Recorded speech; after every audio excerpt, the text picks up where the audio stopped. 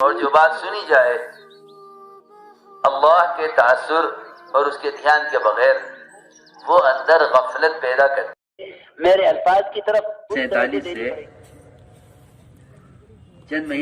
مہینے پہلے کا بیان ہے ماں صاحب والے کا، سن 47 سے چند مہینے پہلے بیان میں فرما رہے مجمع سے کہ میں تم سے خدا کی قسم کھا کر کہتا ہوں، اس کا بیان،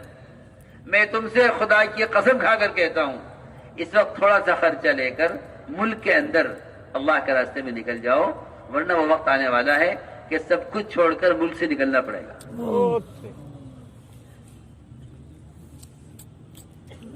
یہ اس کا بیان ہے،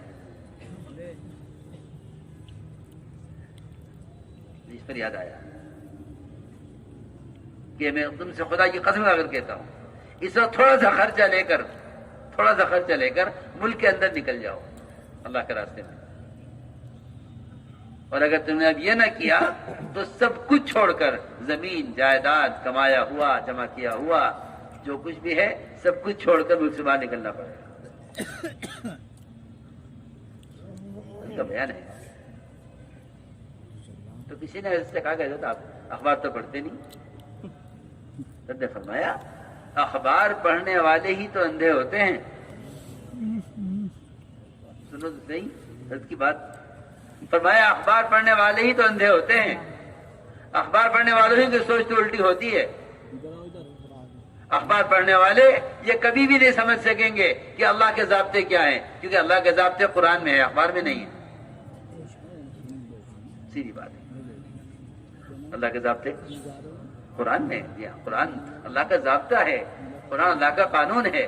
ہم یہ کریں گے، ہم یہ کریں گے، ہم یہ کریں گے، جی ہاں، اور جب یہ ہوگا جب ہم یہ کریں گے، جب یہ ہوگا ہم یہ کریں گے، پورا قرآن پڑھتے چلے جاؤ۔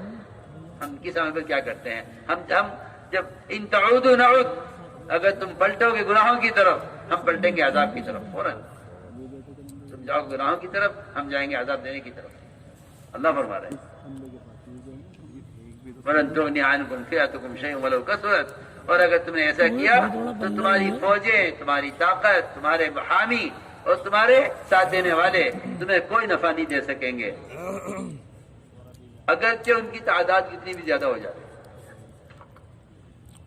جی ہاں، تم اگر اس چکر میں ہو کہ تمہاری اکثریت ہو جائے گی، تم غالب آ جاؤ گے، اللہ تعالیٰ کے یہاں مدد کرنے کے لیے اکثریت کوئی چیز نہیں ہے،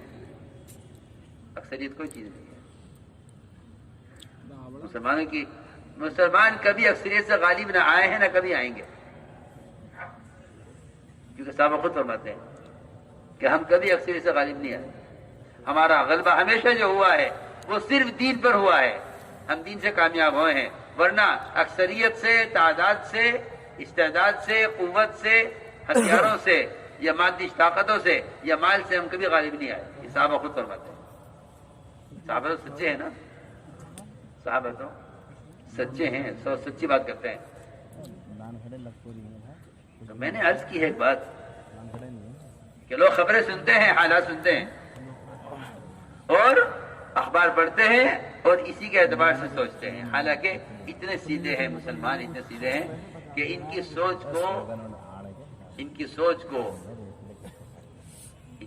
کو دشمن اپنی سوچ کے مطابق کرنے کے لیے خبریں دیتا ہے۔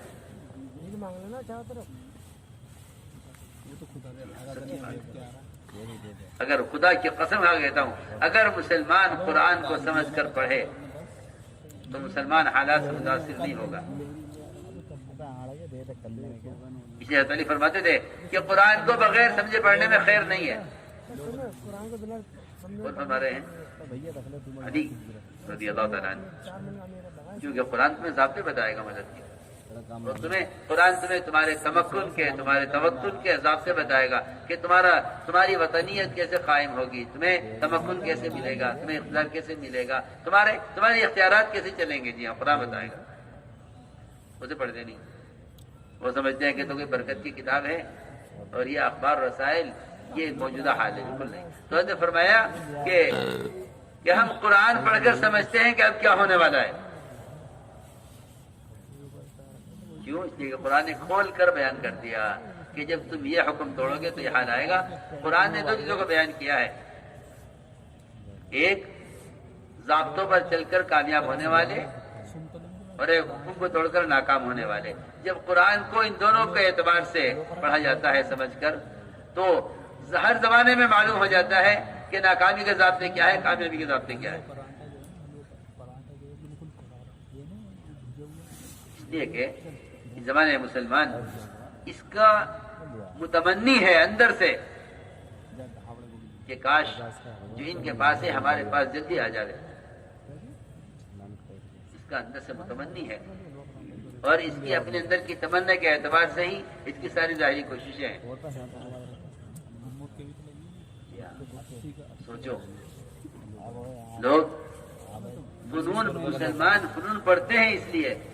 تاکہ غیروں کا مقابلہ کر سکیں۔ یہ سمجھتے ہیں کہ اگر مسلمان نے دنیا کے فنون پڑھ کر، میری بات ذرا توجہ چاہتی ہے، اس زمانے کے مسلمان کی سوچ ہے یہ کہ اگر مسلمان فنون پڑھ کر مادی چیزوں پر قابو پا لے، اگر مسلمان دنیا کے فنون پڑھ کر مادی چیزوں پر قابو پا لے تو پھر یہ غیروں کے مقابلے میں کامیاب ہو جائے گا۔ میری بات توجہ سے سننا ذرا، ایسا کہ کتنی دور کی سوچ ہے اور کتنی غلط سوچ ہے یہ سمجھیں گے کہ کائنات کے نقشے مدد کے ضابطے ہیں، وہ لوگ اس کوشش پہ رہیں گے کہ ہم کائنات کو پڑھیں، کائنات کو پڑھ کر کائنات کی شکلیں اختیار کریں اور پھر ان شکلوں کو اپنی حفاظت کے لیے استعمال کریں۔ میں کچھ کہنا چاہتا ہوں، اللہ کی شان، جب صحابہ کرام نے حکم پورا کیا اور غیروں کے لیے سوائے ان کی ہدایت کے اور سوائے ان کو جہنم سے بچانے کے ان کے ملک و مال کا ارادہ نہیں کیا اور صرف ان کی ہدایت کی تمنا رکھی، تو اگر کوئی رکاوٹ ان کے راستے میں پیش آئی، کوئی رکاوٹ ان کے راستے میں پیش آئی، تو اللہ نے یہ نہیں کہا کہ تم یہ سیکھ کر ان کا مقابلہ کرو، بلکہ یہ کہا کہ تمہیں اگر کوئی رکاوٹ پیش آ رہی ہے تو اس رکاوٹ کو ہم اس طرح ہم دور کریں گے، اس رکاوٹ کو ہم دور کریں گے۔ درخت کی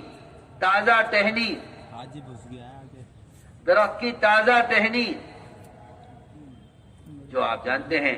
کہ اس میں کتنی لچک ہوتی ہے اور وہ کتنی کمزور ہوتی ہے، صحابی نے اس درخت کی ٹہنی کو اٹھایا، ابھی ہاتھ میں آئی نہیں تھی کہ اللہ تعالیٰ نے اس کو ایک مضبوط لوہے کی تلوار بنا دیا۔ چلو، تم یہ سمجھتے ہو کہ تم ہمارے اعمال اور ضابطے اور فرائض کو چھوڑ کر مادی طاقتوں کے ذریعے مقابلہ کر لو گے اور اپنا تحفظ کر لو گے؟ نہیں، تم ہمارے ضابطوں پر آؤ، ہم تمہیں ایسی شکلوں سے تمہیں قوت دیں گے، ان شکلوں سے تمہیں قوت دیں گے کہ تم خیال بھی نہیں کر سکتے کہ ایک آدمی درخت کی ٹہنی اٹھائے گا اور ابھی ٹہنی ہاتھ میں آئی نہیں، پوری طرح کہ وہ اللہ تعالیٰ نے درخت کی ٹہنی کو پکے مضبوط لوہے کی تلوار میں اپنے حکم سے منتقل کر دیا۔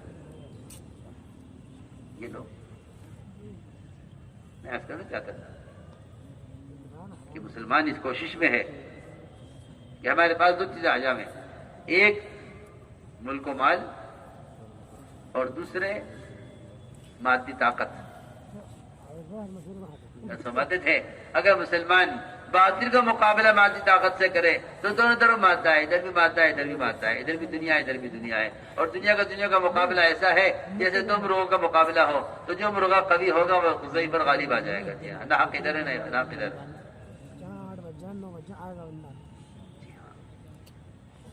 کمزور ایمان والے تمنا کر بیٹھے، یا لیتنا مثل ما اوتی قارون، کاش ہمارے پاس وہ ہوتا جو قارون کے پاس ہے۔ تمنا تو کر لی، اللہ تعالیٰ نے ان مسلمانوں کو عبرت کے لیے اور ان کو صحیح سمجھ